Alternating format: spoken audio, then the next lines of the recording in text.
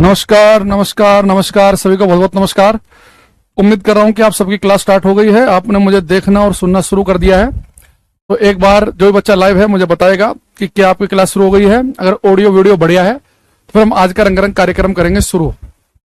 कुछ कमेंट हमारे पास में आ रहे हैं जैसे कि अक्षय, राहुल, शिवानी, मिताली गुप्ता, अंकित चौधरी, अक्षय, सभी को बहुत बहुत नमस्कार। गुड इवनिंग, गुड मॉर्निंग, जय भारत, जय हिंद, राधे राधे, जय श्री राम, अस्सलाम वालेकुम। जो भी आप लिख रहे हैं सभी को मेरा नमस्कार पहुंचे आप सभी तक, ठीक है।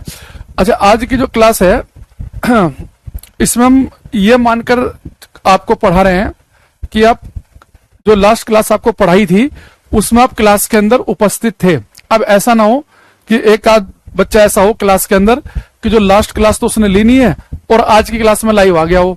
तो आपको लाइव क्लास लेने से पहले इस बात का ध्यान रखना है कि क्या हमने पीछे की सारी क्लास कंप्लीट की हुई है कि नहीं की हुई है, ठीक है।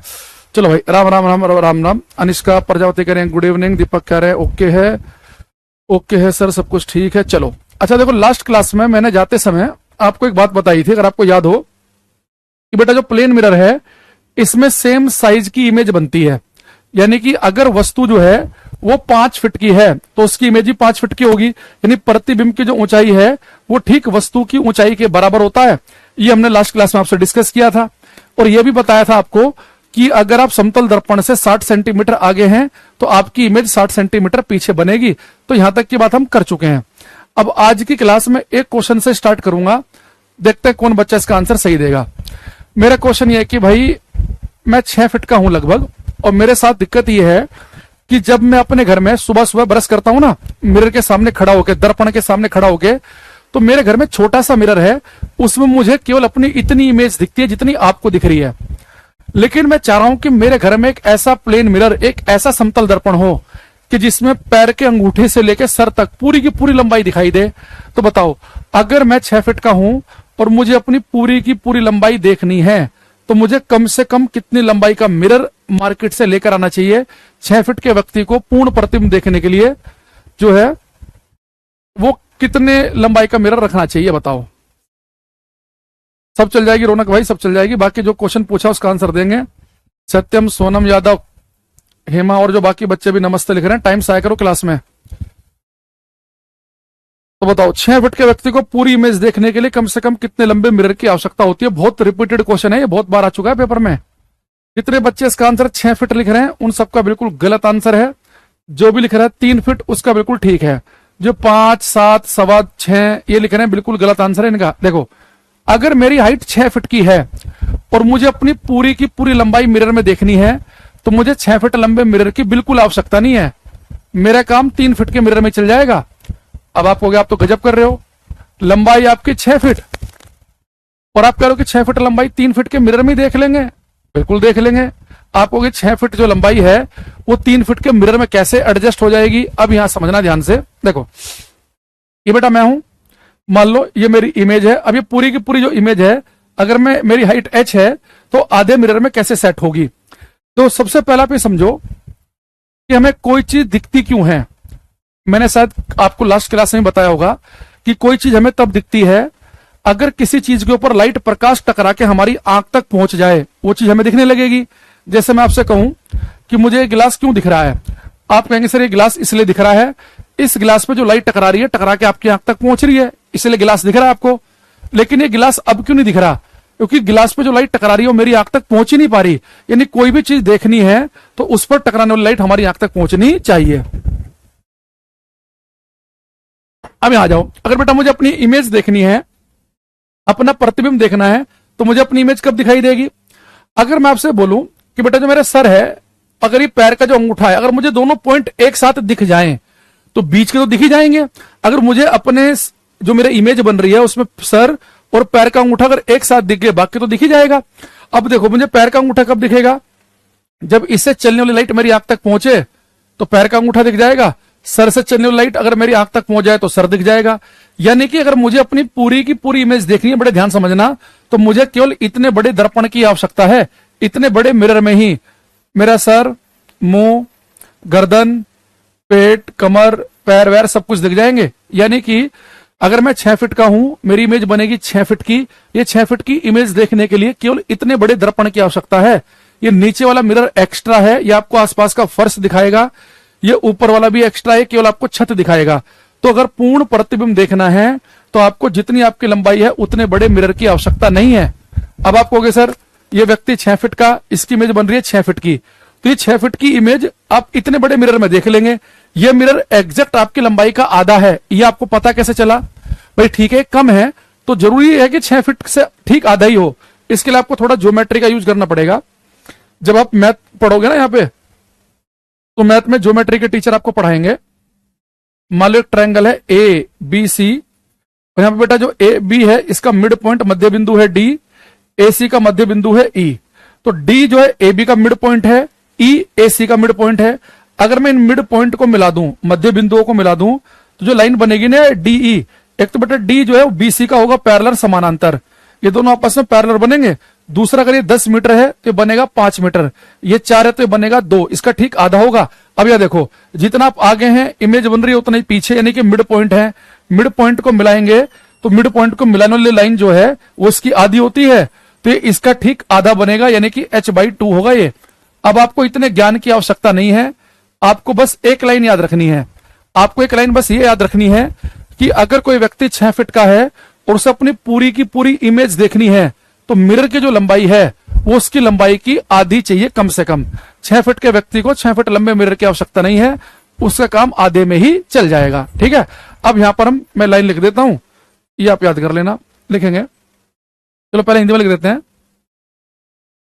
पूर्ण प्रतिबिंब, पूर्ण प्रतिबिंब देखने के लिए, पूर्ण प्रतिबिंब देखने के लिए समतल दर्पण की, समतल दर्पण की न्यूनतम लंबाई, न्यूनतम लंबाई वस्तु की लंबाई की, वस्तु की लंबाई की आधी होनी चाहिए, आधी होनी चाहिए। पूर्ण प्रतिबिंब देखने के लिए समतल दर्पण की न्यूनतम लंबाई वस्तु की लंबाई की आधी होनी चाहिए।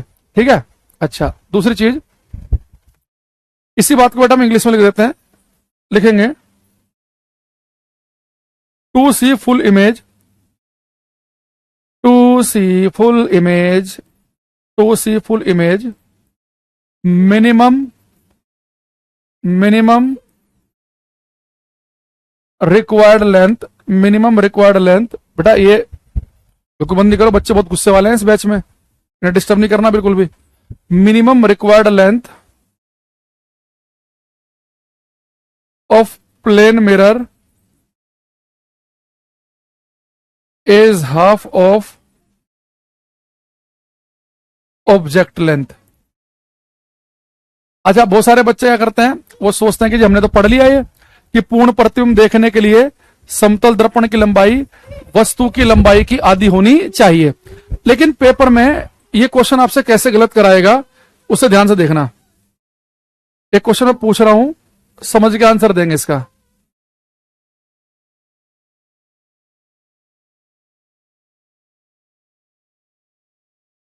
एक क्वेश्चन पूछूंगा, आंसर दो।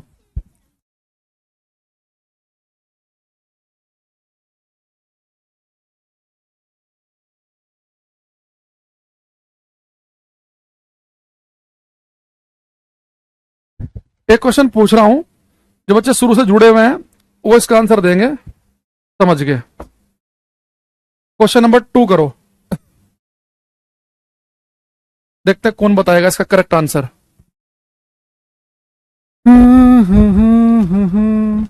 करो ये।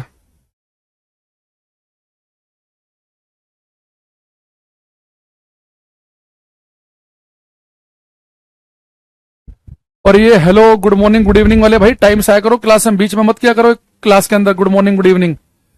इसने कहा कि मान लीजिए आप एक समतल दर्पण के सामने 1 मीटर की दूरी पर खड़े हैं, दर्पण का न्यूनतम ऊर्ध्वाधर आकार कितना होना चाहिए कि आप उसमें अपना पूर्ण प्रतिबिंब देख सकें। क्या आंसर होगा इसका? अब देखो एग्जाम के प्रेशर में बच्चे को क्या लगता है, बच्चों को आंसर पता है, कि पूर्ण प्रतिबिंब देखने के लिए इमेज हमारी लंबाई की आधी होनी चाहिए। तो बहुत सारे बच्चे एग्जाम में जल्दीबाजी में क्या सोच लेते हैं कि 1 मीटर व्यक्ति की लंबाई दे रखी है तो उसका आधा यानी कि ए ऑप्शन में टिक लगा देते हैं। बेटा व्यक्ति की लंबाई 1 मीटर नहीं दी उसने हमारे से क्या कहा है, उसने हमें क्या बताया है कि व्यक्ति 1 मीटर आगे खड़ा है, व्यक्ति की लंबाई 1 मीटर है ही नहीं। भाई उसने तो ये कहा कि प्लेन मिरर है हमारे पास में, समतल दर्पण है। अब इस प्लेन मिरर के सामने एक व्यक्ति खड़ा है 1 मीटर की दूरी पे, तो इससे तो केवल आपको ये पता चल रहा है, अगर ये 1 मीटर आगे खड़ा है तो इमेज बनेगी 1 मीटर पीछे। तो पूर्ण प्रतिबिंब देखने के लिए लंबाई होनी चाहिए मिरर की लंबाई की आधी। अगर ये h हाइट का है तो मिरर की लंबाई होनी चाहिए h/2 आधी। तो इसका आंसर लिखेंगे हम सी ऑप्शन। ये 1 मीटर जो है व्यक्ति की लंबाई नहीं है। भाई व्यक्ति 5 मीटर आगे खड़ा हो, इमेज 5 मीटर पीछे बन जाएगी। 10 मीटर आगे खड़ा, इमेज 10 मीटर पीछे बन जाएगी। उससे कोई फर्क नहीं पड़ेगा। अगर आप 5 फीट के मिरर चाहिए 2.5 का, 6 के तो 3 का चाहिए। तो जो बच्चा इसका आंसर बी बता रहा है उसका तो बिल्कुल ही गलत है। भाई आप एक डी बता रहा है इसका आंसर। भाई क्या कर रहे हो आप लोग? अभी हमने क्या पढ़ाया आपको, ये पूरी की पूरी कहानी क्या लिखवाई कि अगर आपको अपना पूरा प्रतिबिंब देखना है तो मिरर की लंबाई आपकी लंबाई की आधी होनी चाहिए। आपको इतनी बात याद नहीं हो पा रही है। आप 6 फीट के, मिरर की लंबाई 3 फीट की होनी चाहिए। कोई बी बता दे रहा है, कोई डी बता दे रहा है। 3-4 मिनट में आप गलत कर दे रहे हो यार क्वेश्चन। गलत बात है भाई, ऐसे बात नहीं बनेगी। अच्छा अगले बात है, अब एक चीज और देखना है यहां पे। ओहो गड़बड़ हो गया भाई मामला है तो चलो कोई नहीं।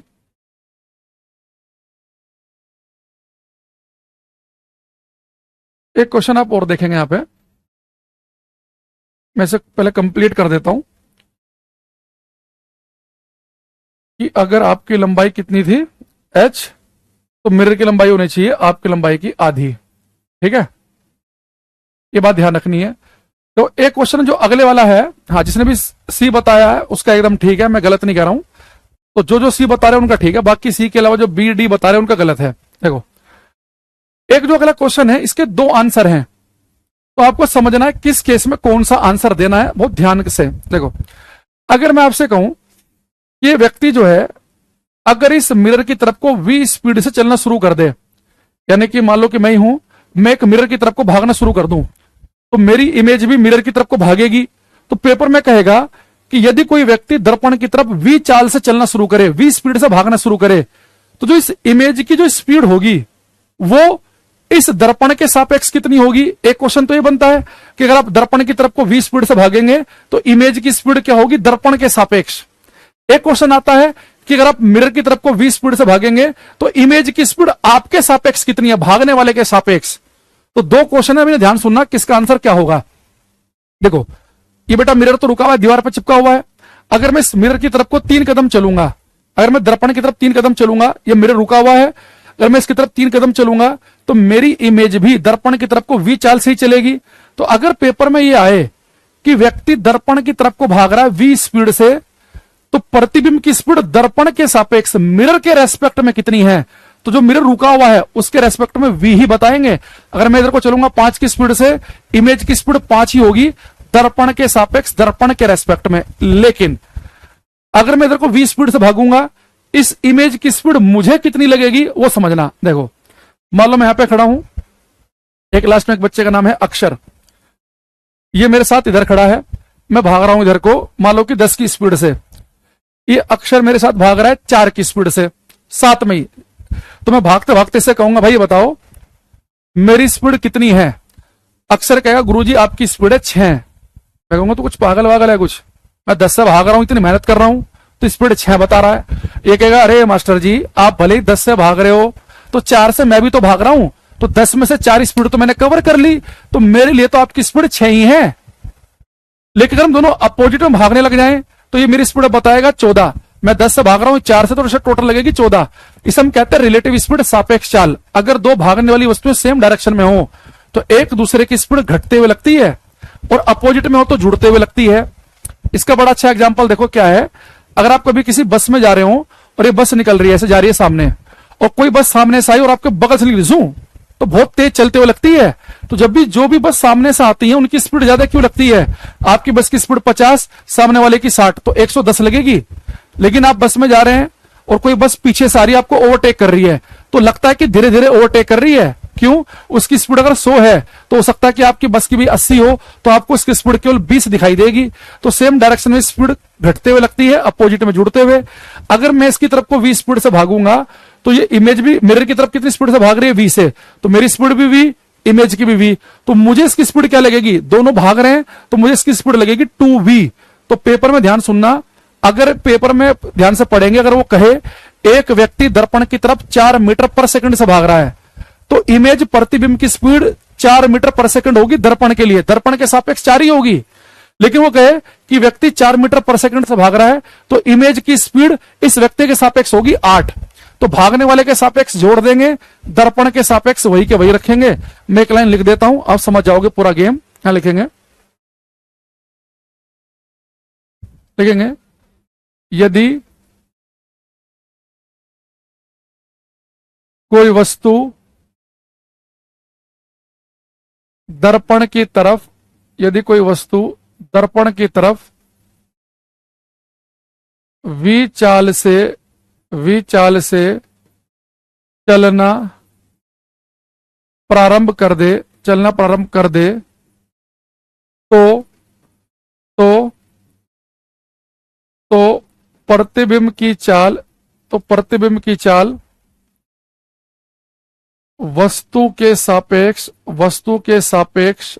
v, सॉरी, तो प्रतिबिंब की चाल दर्पण के सापेक्ष, तो प्रतिबिंब की चाल दर्पण के सापेक्ष v, जबकि वस्तु के सापेक्ष 2v होगी। तो ध्यान से पढ़ना, किसके सापेक्ष पूछ रहा है? अगर आप 5 की स्पीड से पूछ रहे हैं तो प्रतिबिंब की स्पीड 5 ही है दर्पण के सापेक्ष। लेकिन अगर आप 5 की स्पीड से भाग रहे हैं, प्रतिबिंब की स्पीड 10 है आपके सापेक्ष जो भाग रहा है। अब इसी बात को मैं इंग्लिश में लिख देता हूं, फिर एक क्वेश्चन पूछूंगा थोड़ा घुमा के, ध्यान से बताना उसका answer.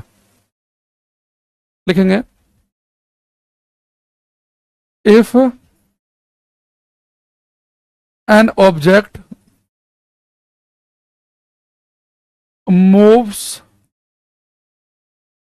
towards a plane mirror,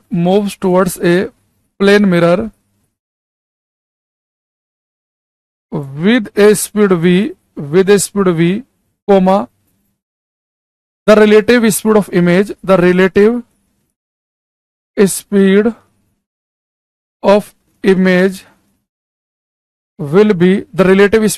will be v with respect to mirror, with respect to mirror, and 2v with respect to object.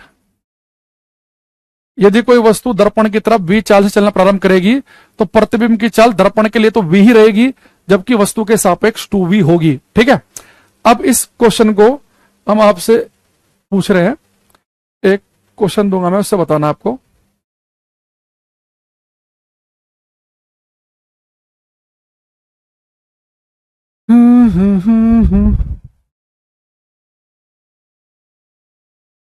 और तुम लोग इतने यार जरा सा सब्र नहीं है तुम्हारे अंदर। जब मैंने कह दिया कि भाई हिंदी लिख रहे हैं फिर बाद में इंग्लिश में लिखेंगे, इंग्लिश में लिखो, फलाने में लिखो, थोड़ा सब्र किया करो। हैं? कंप्यूटर थोड़े ना कि हम दोनों में एक साथ लिख देंगे। सब्र नाम की चीज नहीं है जरा से भी। ये क्वेश्चन करना 12वां।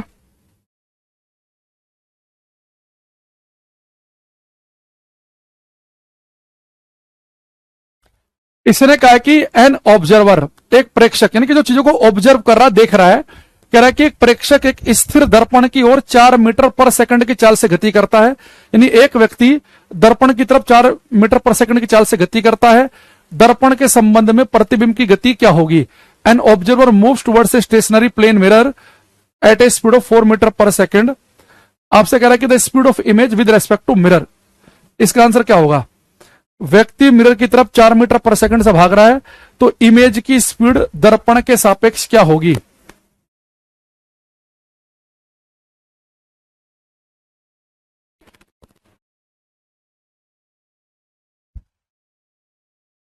हमारे पास कुछ आंसर आने शुरू हुए हैं, जिसमें रोहित, कुशल, दीप कुमार सही लिख रहे हैं।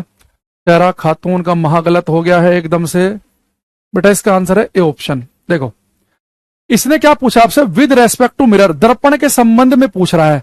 तो आपको मैंने इतनी कहानी सुनाई, कोई फायदा भी नहीं हुआ। दीपक, सोम कुछ लिख रहे हैं, काजल कुछ लिख रहे हैं, शिवानी कुछ लिख रहे हैं। आप लोग यानी साथ के साथ मेरे लिख नहीं रहे, नोट से नहीं बना रहे आप क्या कर रहे हैं, बदतमीजी, केवल मोबाइल चला के सुन रहे हैं।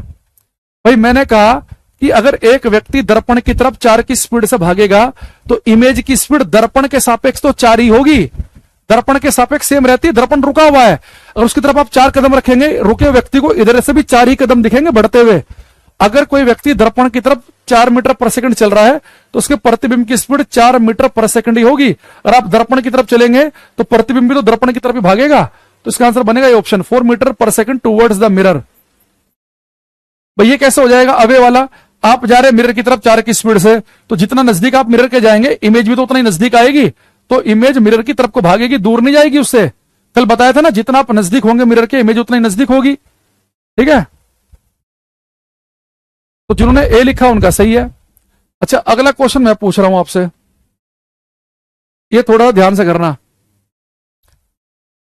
क्वेश्चन आया पेपर में, एक लड़का एक मिरर एक दर्पण की तरफ भाग रहा है और उसे अपनी इमेज, अपना प्रतिबिंब 7 मीटर पर सेकंड से भागते हुए लग रहा है। अगर मैं एक मिरर की तरफ को भाग रहा हूं और मुझे लग रहा है कि मेरी इमेज, मेरा प्रतिबिंब मेरी तरफ को 7 मीटर पर सेकंड से आ रहा है, तो बताओ मैं कितनी स्पीड से भाग रहा हूंगा। जिनका भी ए था बिल्कुल ठीक था आंसर, चाहे दीपक हो, इमरान शरीफ हो, एम के ध्यान हो, मीनाक्षी, आर शिवू, सबका ठीक था एकदम। नवीन कुमार का भी सही था। तो अगर मैं आपसे कहूं कि अगर मैं एक मिरर की तरफ को भागना शुरू कर रहा हूं, अगर मुझे अपनी इमेज, अपना प्रतिबिंब 7 मीटर पर सेकंड से भागते हुए लग रहा है, तो मैं खुद कितनी स्पीड से भाग रहा हूंगा। बहुत बढ़िया, गौरव जी के लिए तालियां बजाएं, बिल्कुल सही आंसर दिया पहला ही। तो जो बच्चे लिख रहे हैं 14, उन सबका गलत है। काजल, हेमा का जो लिख रहे हैं 3.5, उनका एकदम ठीक है। भाई एक चीज बताओ, मैं एक मिरर की तरफ को भाग रहा हूं, मुझे अपनी इमेज लग रही है भागते हुए 7 की स्पीड से, तो मुझे अपना प्रतिबिंब 7 की स्पीड से तभी तो लगेगा अगर मैं खुद 3.5 की स्पीड से भाग रहा हूंगा। भाई मैंने क्या बताया, अगर मैं 20 स्पीड से भाग रहा हूं तो भागने वाले व्यक्ति को, भागने वाले के सापेक्ष जो व्यक्ति भाग रहा है, अगर वो 20 से भाग रहा है तो उसे अपनी इमेज 2v से लगती है। तो अगर मैं 20 से भागूंगा तो इमेज लगेगी 2v से। यानी अगर मैं भागूंगा 3.5 से तो मुझे अपनी इमेज क्या लगेगी, 7 की स्पीड से। तो मैंने उल्टा पूछ लिया कि अगर इमेज 7 से भाग रही है तो मैं खुद कितने से भाग रहा हूँ, 3.5 से भाग रहा हूंगा। भाई एक क्वेश्चन क्या बन सकता है, मैंने कहा कि मैं एक दर्पण की तरफ को 7 मीटर पर सेकंड से भाग रहा हूं, तो मुझे अपनी स्पीड कितनी भागती हुई लगेगी। आप कहेंगे सर आपको लगेगी 14 मीटर पर सेकंड। तो मैंने उल्टा पूछ लिया कि मैं मिरर की तरफ भाग रहा हूं, अगर इमेज लग रही है मुझे 14 से भागते हुए, तो मैं खुद कितने से भाग रहा हूँ, 7 से भाग रहा हूंगा। यानी कि जिन बच्चों ने इसका गलत आंसर दिया, समझ जाओ कि कंपटीशन में थ्योरी पढ़ने में क्या फर्क होता है। कई बार टीचर कंपटीशन की आप तैयारी कर रहे हैं, टीचर ने पढ़ा के भेजा, आप भाग रहे हैं 5 की स्पीड से, आपको इमेज भागते हुए लगेगी 10 की स्पीड से। एग्जामिनर ने उल्टा पूछ लिया, इमेज आपको 10 की स्पीड से लग रही है भागते हुए, तो आप खुद कितने से भाग रहे होंगे। तो जो बच्चा पेपर में इन बातों को पकड़ लेता है, कंपटीशन केवल उसी का निकलता है। तो ऐसा नहीं कि जिनका कंपटीशन नहीं निकलता वो कम मेहनत करते हैं। क्वेश्चन को समझना, कॉन्सेप्चुअली आप कितने स्ट्रोंग हैं, मैथ में, रीजनिंग में, जीएस में, हर जगह ये चीजें काम आती हैं कि आप चीजों को कैसे पकड़ते हैं, रटते हैं या चीजों को समझ के करते हैं। ठीक है, तो हमारे पास में आज की क्लास में मैंने आपको सबसे इंपॉर्टेंट क्वेश्चन तो ये वाला पढ़ाया कि पूरा प्रतिबिंब देखना है, फुल इमेज देखनी है, तो मिरर की लंबाई आपकी लंबाई की आधी होनी चाहिए। एक हमने पढ़ा, अगर आप दर्पण की तरफ v चाल से चलेंगे तो इमेज की स्पीड दर्पण के सापेक्ष पूछेगा तो v ही बताएंगे, लेकिन आपके सापेक्ष पूछेगा तो 2v बताएंगे। ठीक है, ये 2 बातें हमने बड़ी सुंदर सी पढ़ी क्लास के अंदर, आज की क्लास में। ठीक है, अच्छा दूसरा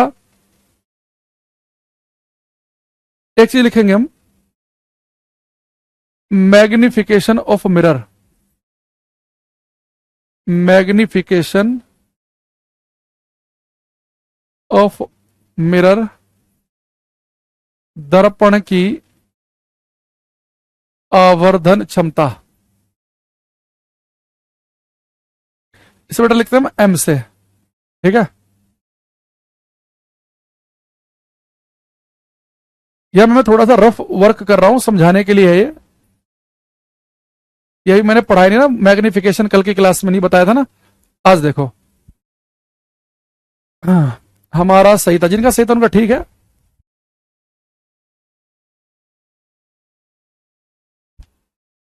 नवीन बेटा मैंने तो माफ किया था क्लास में, फिर तो आज फिर वही बदतमीजी करने लग गया। अगर तेरा एक भी फालतू कमेंट दिखा मुझे, आज मैं उठा सुबह, मैंने कहा कहीं यार ऐसा ना हो कि ऑफिस खुलते ही इस लड़के को ब्लॉक कर दें। किसी का नुकसान नहीं होना चाहिए कि आप तो रात भर में से समझ आ गई हो। अगर तेरा जो आंसर पूछेंगे उसके अलावा एक भी फालतू कमेंट नहीं आना चाहिए। देखो, जैसे बेटा मैं आपसे कहूं कि मैंने मार्केट में एक मिरर खरीद के लेके आया मैं मार्केट से, और ये जो मिरर है इसकी खास बात क्या है कि ये जो मिरर है ये 6 फीट के व्यक्ति को 12 फीट का दिखाता है, यानी कि डबल लंबाई दिखा रहा है। व्यक्ति 6 फीट का लंबाई दिख रही है, 12 फीट, अरे वाह। 5 वाले की 10, एक बच्चा छुटकू था 3 फीट का, 6 फीट का दिख रहा है एकदम, ये मजा आ गया गुरुजी, है ना। तो अगर कोई मिरर ऐसा हो कि वो डबल लंबाई आपकी दिखा दे तो हम कहेंगे कि इस दर्पण की मैग्निफिकेशन, इसकी आवर्धन क्षमता 2 है। यानी कि मैग्निफिकेशन 2 का मतलब यह है कि चीजों को डबल लंबाई का दिखाएगा, मैग्नीफाई करके दिखा रहा है। 6 फीट वाले को 12 का, 5 वाले को 10 का। अगर मैं कह दूं कि मार्केट से हम एक ऐसा मिरर लेके आया जो कि 2 फीट के व्यक्ति को 5 फीट, 2 फीट के व्यक्ति को 5 फीट का दिखा रहा है, यानी कितने गुना कर दिया? 2.5 गुना। 2 वाले को 5 का दिखा दिया, 2.5 गुना कर दिया। तो यानी कि इसकी मैग्निफिकेशन होगी 2.5। यानी मैग्निफिकेशन मुझे ये बताती है कि इमेज प्रतिबिंब कितने गुना बड़ा बनेगा। मैग्निफिकेशन 6 है यानी कि इमेज 6 गुना बड़ी बनेगी। मैग्निफिकेशन आधी है यानी इमेज बनेगी आधे साइज की। 6 फीट वाला बनेगा टिंगू, 3 फीट का बन जाएगा। यानी मैग्निफिकेशन मुझे ये बताती है कि इमेज कितने गुना बड़ी बनेगी। अच्छा, इस मैग्निफिकेशन का बेटा फॉर्मूला होता है हमारे पास में, ये फॉर्मूला डायरेक्ट पूछा गया पेपर में, HI/HO। HI का मतलब मैंने कल बताया था आपको, इसका मतलब है हाइट ऑफ इमेज, प्रतिबिंब की ऊंचाई। हाइट ऑफ इमेज, प्रतिबिंब की ऊंचाई। और H होता हाइट ऑफ ऑब्जेक्ट, वस्तु की ऊंचाई। तो HI क्या है? प्रतिबिंब की ऊंचाई। HO है वस्तु की ऊंचाई। आप खुद सोचो, व्यक्ति है 6 फीट का, इमेज बन रही है 12 फीट की, तो 6 दूनी 12, तो मैग्निफिकेशन 2 आ जाएगी।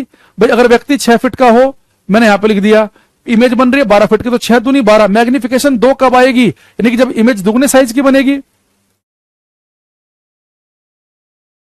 तो मैग्निफिकेशन जो है इसका फॉर्मूला क्या होता है? HI/HO। अगर मैं इसी फॉर्मूले को समतल दर्पण के लिए अप्लाई करूं, फॉर प्लेन मिरर, समतल दर्पण के लिए, समतल दर्पण के लिए, आप कहेंगे सर कल आपने बताया था कि जो समतल दर्पण होता है, प्लेन मिरर जो होता है, इसमें तो प्रतिबिंब की ऊंचाई और वस्तु की ऊंचाई कल आपने बताया था कि सेम होती है। यहां पे तो सेम ही होती है। यहां आ जाओ, कहां चला गया भाई ये जो लिख रहे थे हम? ये तो समतल दर्पण में प्रतिबिंब की ऊंचाई और वस्तु की ऊंचाई तो बराबर ही है, तो दोनों कट जाएंगे। 5 फीट है तो 5 फीट, यानी कि मैग्निफिकेशन आएगी 1। यानी जो प्लेन मिरर है, अगर कोई आपसे पूछे कि इसकी मैग्निफिकेशन कितनी है, 1। मैग्निफिकेशन 1 का मतलब है कि आपकी इमेज बनाएगा सेम साइज की, मैग्निफिकेशन बनेगी सेम साइज की। ठीक है, देखो अगर मैग्निफिकेशन बेटा मैंने कहा कि 3 हो, इमेज 3 गुना साइज की बनती है। मैग्निफिकेशन अगर 5 है तो इमेज 5 गुना साइज की बनती है। समतल दर्पण में कल पढ़ाया था कि इसमें प्रतिबिंब की ऊंचाई वस्तु की ऊंचाई बराबर होती है, दोनों कट जाएंगे, तो इसलिए मैग्निफिकेशन क्या आ जाएगी इसकी? 1 का मतलब होता है कि प्लेन मिरर सेम साइज की इमेज बनाएगा। मैग्निफिकेशन 3 होती तो 3 गुने साइज की इमेज, मैग्निफिकेशन 1 का मतलब है कि इमेज बनेगी सेम साइज की, सेम साइज। दूसरा, एक बेटा मैग्निफिकेशन जो है, अगर आप कभी प्लेन मिरर की समतल दर्पण की आवर्धन क्षमता लिखेंगे 1, यानी कि सेम साइज की इमेज बनना। दूसरा, एक प्लस का निशान और लगाएंगे, इसकी मैग्निफिकेशन होती है +1। प्लस का मतलब पता है क्या है? अगर कोई दर्पण ऐसा है, अगर उसकी मैग्निफिकेशन में पॉजिटिव लिख रहा हूं, इसका मतलब है कि वो सीधी और आभासी इमेज बनाएगा। कल मैंने बताया था कि प्लेन मिरर बनाता है सीधा और आभासी प्रतिबिंब, तो सीधे आभासी प्रतिबिंब के लिए मैग्निफिकेशन होती है प्लस, अगर मैग्निफिकेशन में यहां लिखता हूं नेगेटिव, तो इसका मतलब होता है कि इमेज बनाता है उल्टी। तो उल्टी मैग्निफिकेशन, नेगेटिव मैग्निफिकेशन तब लिखते हैं अगर इमेज बन रही हो उल्टी। तो उल्टे और वास्तविक प्रतिबिंब के लिए मैग्निफिकेशन होती है नेगेटिव। तो कोई अगर आपसे पूछे कि प्लेन मिरर की मैग्निफिकेशन कितनी है, +1, तो प्लस का मतलब यह है कि समतल दर्पण सीधा प्रतिबिंब बनाता है, सर की जगह सर, पैर की जगह पैर। और 1 का मतलब है कि सेम साइज की इमेज बनाता है, यानी कि अगर मैग्निफिकेशन यहाँ 3 लिखता तो 3 गुने साइज की बनाता, पर ये सेम साइज की इमेज बनाता है, इसलिए यहाँ पे 1 लिखा हमने, क्योंकि दोनों की जो लंबाई है वो बराबर है, तो मैग्निफिकेशन 1 आएगी।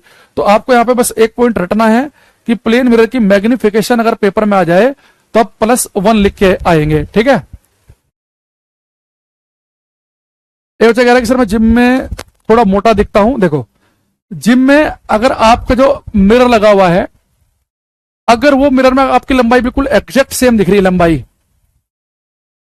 तो यानी कि वो प्लेन मिरर है। वो लेकिन थोड़ा सा मोटा क्यों दिख रहे होते हैं आप उसमें, क्योंकि जो जिम में जो मिरर होता है ना, उसकी थोड़ी सी थिकनेस भी होती है, तो यानी कि वो 3D दिखाता है आपको थोड़ा सा। ये पीछे वाला हिस्सा भी दिखाया, घर वाला मिरर बहुत ही पतला होता है, केवल सामने सामने का दिखता है, तो जिम वाला मिरर थोड़ा मोटा होता है। अगर लेकिन जिम में अगर ऐसा मिरर है कि उसमें आप थोड़े से मोटे भारी भी दिख रहे हैं और साथ में लंबे भी दिख रहे हैं, तो हो सकता है कि उसने कनकेव अवतल लगा रखा हो।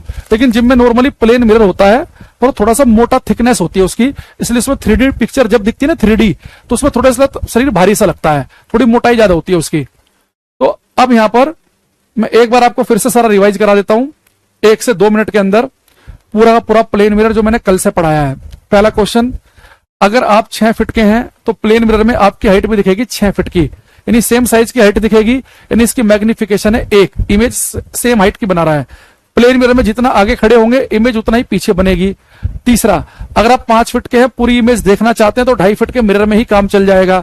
अगर आप मिरर की तरफ को 5 की स्पीड से चलेंगे तो दर्पण के सापेक्ष इमेज की स्पीड 5 ही होगी, लेकिन आपके सापेक्ष 10 होगी। ये सारे पॉइंट मैंने आपको बताए हैं। तो कल की और आज की क्लास मिला के आप इतने पॉइंट, अगर आपको ध्यान है तो मुझे बताओ। अगर आपको यहां तक का समझ में आ रहा है, अगर कल की क्लास मिली है और आज भी टाइम से आए 9 बजे, तो वाई लिखेंगे, अगर नहीं समझ में आ रहा तो एन लिखेंगे। तो मैं देखना चाह रहा हूं कि कितने बच्चों तक बात सही से पहुंच पा रही है हमारी।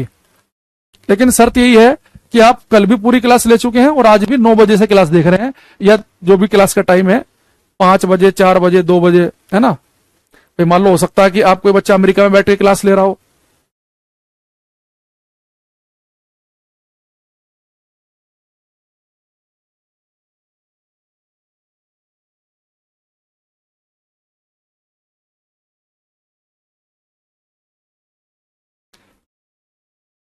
हम्म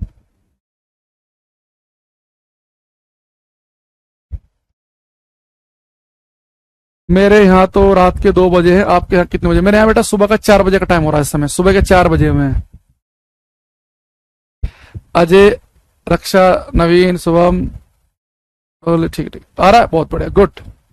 अच्छा, अब इस चैप्टर में बिल्कुल धीरे धीरे इस प्लेन मिरर को हम समाप्त करेंगे। यहां देखना,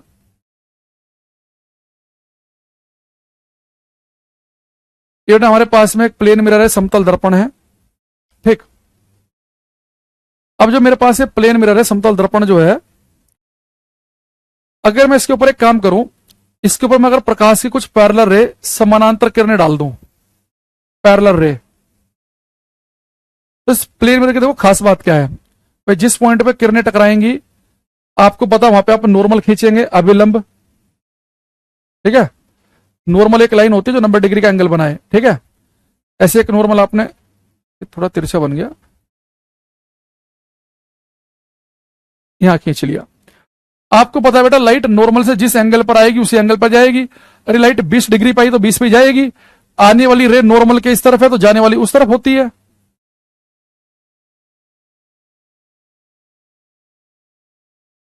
ठीक है। ऐसे यहां भी लाइट जिस एंगल पर आएगी उसी एंगल पर जाएगी। तो मैंने क्या देखा कि अगर मेरे पास में एक प्लेन मिरर, समतल दर्पण है, प्लेन मिरर, समतल दर्पण, तो इस प्लेन मिरर की देखो खास बात क्या है। इसकी खास बात यह है, अगर इसके ऊपर प्रकाश की रे टकराती है पैरेलल, तो टकराने के, अगर आते समय प्रकाश की किरणें पैरेलल थी, समानांतर थी, तो टकराने के बाद भी पैरेलल ही रहेंगी। तो प्लेन मिरर की खास बात क्या है, अगर इसके ऊपर प्रकाश की किरणें पैरेलल टकराने के बाद भी पैरेलल ही रहेंगी। तो अगर कोई मेरे से कहे कि जो समतल दर्पण है इसकी पावर, इसकी शक्ति कितनी होती है, मैं कहूंगा तो खत्म है, बिल्कुल जीरो शक्ति है इसकी, जैसी किरणें वैसी वैसी फेंक दी इसने। ये ज्यादा पावरफुल तब होता, इसकी पावर ज्यादा तब होती कि इसके ऊपर प्रकाश की किरणें टकराई पैरेलल, और टकराने के बाद वो किरणें एक ही जगह मिल जाती, इन्हें इकट्ठा कर देता, ये मोड़ देता, ये इन किरणों को फैला देता। तो प्लेन मिरर अगर किरणों को इकट्ठा कर देता या फैला देता तो मैं कहता इसके अंदर कुछ दम है, पावर है। किरणें आई थी जैसी, इस पर टक्कर मारने के बाद ये बेचारा कुछ कर ही नहीं पाया, जैसी थी वैसे की वैसे निकल गई, कुछ करा ही नहीं इसने, तो इसकी शक्ति जीरो है। तो यहां पर लिखेंगे हम power of plane mirror is zero, समतल दर्पण की शक्ति शून्य होती है। Power of plane mirror is zero, समतल दर्पण की शक्ति शून्य होती है। समतल दर्पण की शक्ति शून्य होती है, पावर जीरो है इसकी। तो पावर से मतलब होता है कोई मिरर कितना अच्छा प्रकाश की किरणों को कन्वर्ज करता है या डाइवर्ज करता है, फैलाता है इकट्ठा करता है। ना किरणें इकट्ठी कर रहा भाई साहब, ना फैला रहा, पावर जीरो है। दूसरा, जैसे मैंने आपको जब क्लास में पढ़ाया, अगर आपकी क्लास में पढ़ा चुका हूं तो मैंने अगर पढ़ा दिया है तो आपको पता होगा, या पढ़ाऊंगा आगे अगर नहीं पढ़ाया तो, जो कनकेव मिरर होता है अवतल दर्पण, वो होता है कन्वर्जिंग, जो प्रकाश की किरणों को इकट्ठा कर दे। कनकेव मिरर अवतल दर्पण कन्वर्जिंग लिखाया था, किरणों को इकट्ठा कर रहा था। कॉन्वेक्स उत्तल दर्पण प्रकाश की किरणों को करता है डाइवर्ज, फैला देता है। उत्तल दर्पण डाइवर्जिंग है, किरणें फैला देगा। अवतल कनकेव कन्वर्जिंग इकट्ठी कर देगा। ये कैसा है, आप कहेंगे सर ये ना कन्वर्जिंग है ना डाइवर्जिंग है, ना किरणें इकट्ठी करता है ना फैलाता है। तो सेकंड पॉइंट लिखेंगे plane mirror, plane mirror is neither converging, is neither converging nor diverging. Hindi लिखेंगे समतल दर्पण न तो अभिसारी है ना ही अपसारी। समतल दर्पण न तो अभिसारी है और न ही अपसारी। Plane mirror is neither converging nor diverging, समतल दर्पण न अभिसारी और ना ही अपसारी। ये 2 पॉइंट हो गए। तीसरा, अगर कोई मेरे से पूछे कि प्लेन मिरर प्रकाश की किरणों को कहां पर फोकस करता है, कहां पर इकट्ठा करता है, आप कहोगे सर प्लेन मिरर प्रकाश की किरणों को तो इकट्ठा करता ही नहीं है, किरणें पैरेलल आई, टकराने के बाद ही पैरेलल ही है, समानांतर किरणें तो कभी मिलती नहीं है, फोकस ही नहीं होंगी कभी। लेकिन एक चीज ध्यान समझना, ये पैरेलल रे जो है, इसका बड़ा अच्छा एग्जांपल आप समझना। आप ट्रेन की पटरी देखो, तो ट्रेन की पटरी जो होती है उसमें 2 लाइनें बिल्कुल पैरेलल होती हैं। आप ट्रेन की पटरी के बीच में खड़े होना, तो जो ट्रेन की पटरी जो लाइन है ना, ये बिल्कुल पैरेलल है, समानांतर, ये कभी आपस में मिलेंगे नहीं। लेकिन जब आप पटरियों के बीच में खड़े होकर देखते हैं तो आपको ऐसा लगता है कि बहुत दूर जाके पटरी मिल रही है, ऐसा लगता है कि पटरी बहुत ज्यादा आगे मिल रही है। अगर आप थोड़ा सा आगे जाएंगे तो हम मिलती नहीं दिखेगी, अब लगेगा कि और आगे जाके मिल रही है, और आगे जाओगे तो लगेगा और आगे जाके मिल रही है। यानी कि जो पैरेलल लाइनें होती है, समानांतर लाइनें, वो कभी मिलती नहीं है, पर हमें ऐसा महसूस होता है, लगता है कि जैसे वो मिल रही हो। तो उस बहुत दूर को हम कहते हैं इन्फिनिटी, अनंत। तो अगर कोई आपसे पूछे कि प्लेन मिरर प्रकाश की किरणों को कहां पर फोकस करता है, हम बोलेंगे प्लेन मिरर प्रकाश की किरणों को फोकस करता है अनंत पे, इन्फिनिटी पे। अनंत पे फोकस करने का मतलब ही है कि कभी फोकस करेगा ही नहीं। भाई अनंत कभी आ सकता, कभी नहीं आएगा। आप चलते रहो चलते रहो चलते रहो, अनंत तो कभी आना ही नहीं है। तो प्रकाश की किरणें अनंत पे फोकस होने का मतलब है कभी फोकस होंगी नहीं। तो इसका फोकस कहां है, अनंत पे। और फोकस तक की दूरी भी क्या कहलाती है, फोकस दूरी, तो वो भी क्या होगी, अनंत होगी। तो यहां पर लिखेंगे हम focus of plane mirror, focus of plane mirror is at infinity, therefore its focus distance is also infinite। Hindi में लिखेंगे समतल दर्पण का फोकस अनंत पर होता है। समतल दर्पण का फोकस अनंत पर होता है। समतल दर्पण का फोकस अनंत पर होता है। इसकी फोकस दूरी भी अनंत होती है। अनंत होती है। समतल दर्पण का फोकस अनंत पर होता है, इसकी फोकस दूरी भी अनंत होती है। ठीक है, तो कितना बढ़िया मिरर है। इसका फोकस कहां पर है? आप कहेंगे सर अनंत पे। फोकस तक की दूरी कितनी है? आप कहेंगे सर अनंत। पावर कितनी है इसकी? 0। आवर्धन क्षमता मैग्निफिकेशन क्या लिखवाई थी? +1। ये 4 क्वेश्चन लिखवा चुका हूं मैं, एक और आएगा भी। ये 5 पॉइंट आपको कांस्टेबल से लेके यूपीएससी के सीडीएस तक किसी पेपर में जाओ आप, ये सारे पॉइंट आपको पता होना चाहिए। इसकी पावर 0 है, इसके अंदर कोई दम नहीं है। इसकी आवर्धन क्षमता +1 है। मैग्निफिकेशन, फोकस अनंत पे है, फोकस तक की दूरी भी इसकी अनंत है। एक लास्ट क्वेश्चन मैं आपसे पूछ रहा हूं इसमें, 5वां पॉइंट। अगर कोई आपसे पूछे कि जो प्लेन मिरर है समतल दर्पण, इसकी रेडियस, इसकी त्रिज्या कितनी होती है? रेडियस आप लोग गुरुजी रेडियस प्लेन फ्लैट चीज की रेडियस तो मास्टर जी में बता रहे थे कि सर्कल की होती है, इसकी होती है रेडियस। तो हम तो इनकी रेडियस पढ़ रहे हैं, गोलाकार चीजों की, कर्व चीजों की। जैसे रेडियस क्या होती है? सेंटर से लेकर परिधि तक की दूरी है ना, रेडियस है। सेंटर से लेकर सरकमफ्रेंस तक की दूरी, ये होती है रेडियस।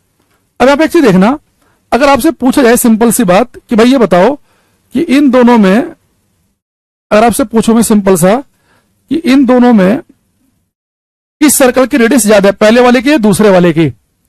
आप कहोगे सर सीधी सी बात है, रेडियस त्रिज्या जो है सेकंड वाले की ज्यादा है। तो मैंने क्या देखा कि ये वाला जो सर्कल है बेटा बहुत ही ज्यादा घुमाव है, इसमें बहुत ही कर्व है ये। यानी कि अगर इसमें आपको बाइक चलानी हो तो यहां पे आपके बाइक घुमाते समय गिरने की संभावना ज्यादा है। लेकिन ये इतना कर्व नहीं है, जैसे अब उतना ही दूर यहां चलो लगभग ये फ्लैट से ही लग रहा आपको। यानी कि मैंने क्या देखा कि जैसे जैसे हम कर्वेचर को कम करेंगे, यानी घुमाव को हम कम करेंगे, कर्वेचर कम करेंगे, तो रेडियस बढ़ने लगती है। भाई जैसे मान लो कि बहुत ही कर्व है ये, रेडियस बहुत ही कम होगी, तो रेडियस कम कर दो, सर्कल कंप्लीट करो, रेडियस ज्यादा आएगी, और ज्यादा करो और ज्यादा रेडियस आएगी, और ज्यादा आएगी। अगर मैं कर्वेचर कम करते करते करते करते बिल्कुल ही खत्म कर दूं, बिल्कुल फ्लैट कर दूं, तो रेडियस बढ़ते बढ़ते बढ़ते बढ़ते अनंत हो जाएगी। तो अगर कोई आपसे कहे कि जो बिल्कुल फ्लैट चीजें होती है, जिनके अंदर कोई कर्व नहीं होता, बिल्कुल फ्लैट, उनकी रेडियस त्रिज्या कितनी होती है? हम कहेंगे अनंत। तो कोई आपसे पूछ ले कि भाई साहब ये बताओ, ये जो बोर्ड है बिल्कुल फ्लैट है, इसकी त्रिज्या कितनी है? आप कहेंगे अनंत। आपके घर की कोई दीवार है बिल्कुल फ्लैट है, रेडियस कितनी है? अनंत। घर में प्लेन मिरर चिपका हुआ है बिल्कुल फ्लैट है, रेडियस कितनी है? अनंत। तो हर एक वो चीज जो बिल्कुल फ्लैट हो उसकी त्रिज्या हम लिखते हैं अनंत। तो यहां पर लिखेंगे radius of curvature of plane mirror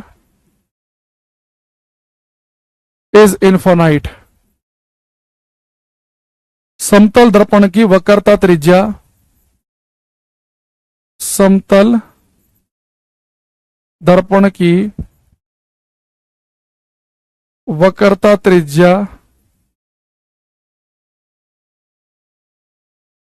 अनंत होती है। Radius of curvature of plane mirror is infinite. समतल दर्पण की वक्रता त्रिज्या अनंत होती है।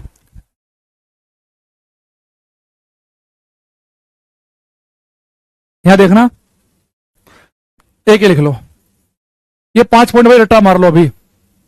फोकस अनंत पे, फोकस तक की दूरी अनंत, त्रिज्या अनंत, पावर 0, मैग्निफिकेशन +1। लेकिन ध्यान रखना, जब पेपर में क्वेश्चन आएगा ना, इन 5 में से कोई से भी आए, ऑप्शन में 0, इनफाइनाइट, +1, -1 यही ऑप्शन होंगे। तो कंफ्यूज मत हो जाना, याद रखना 0 किसका आंसर है, +1 किसका है, अनंत किसका है।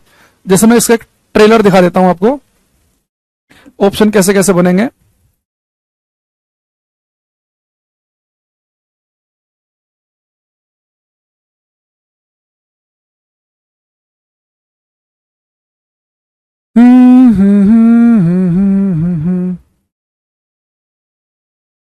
ये क्वेश्चन करना, क्वेश्चन का नंबर भी लिखना, 3-4 क्वेश्चन पूछूंगा मैं, इसका आंसर क्या होगा। काजल, प्रद्युमन, अंकित, कमलेश, सोनम, ऋतिक, दीपक, मीनाक्षी, शुभम, राजकुमार सिंह, सोनिया, भीम, तपस्वम, राकेश, भूमिका, राहुल, मोहित, अजय, साक्षी, दीप्ति, रोली, नवीन, लक्ष्य, जोगी, रक्षा, एमके, अजय, आरजू, सुजीत, शेरा, राधा, पाठक, राहुल, ये हमें कुछ ना कुछ लिख रहे हैं बच्चे, कमेंट कर रहे हैं, लगातार जुड़े हुए हैं ये। कसक चौधरी ने आंसर दिया, कह रहा है कि पावर ऑफ प्लेन मिरर, देख रहे हो ऑप्शन कैसे दे रहा है, +1, इन्फानाइट, -1, 0। तो बेटा पावर पूछा, तो पावर क्या है, आप कहेंगे सर इसके अंदर कोई दम नहीं है, खत्म है, कमजोर, इसकी पावर कितनी होती है, 0। कोई पूछ ले radius of curvature of a plane mirror, radius क्या होती है फ्लैट चीजों की, इन्फानाइट, अनंत, तो बी हो गया इसका आंसर। अगला, magnification produce by plane mirror, magnification होती है इसकी +1, यानी कि हो गया डी। 3 क्वेश्चन 3 सेकंड के, अगर आपको बातें रटी पड़ी हैं इमरान, लक्ष्य, दीपक, मीनाक्षी, वैशाली, अरुण, अक्षय की तरह, तो बिल्कुल ठीक है, नहीं तो कोई बात नहीं, टाइम लगाते रहो, उसमें क्या है।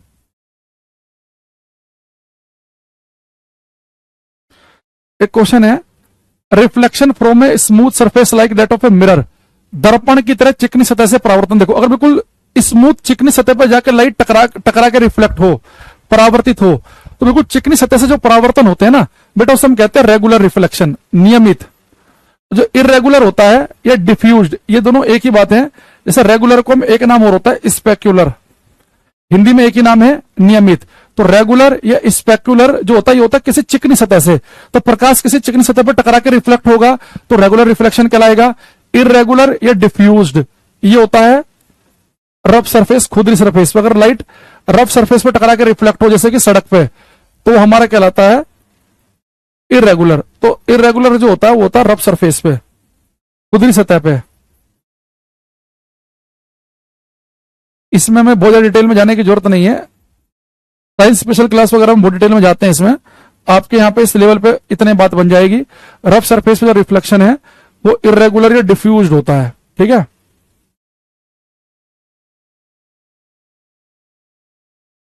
आगे बात समझ में, चलो आज के लिए इतना ही रखते हैं क्योंकि बहुत सारे लग रहा है मुझे पॉइंट हो गए हैं।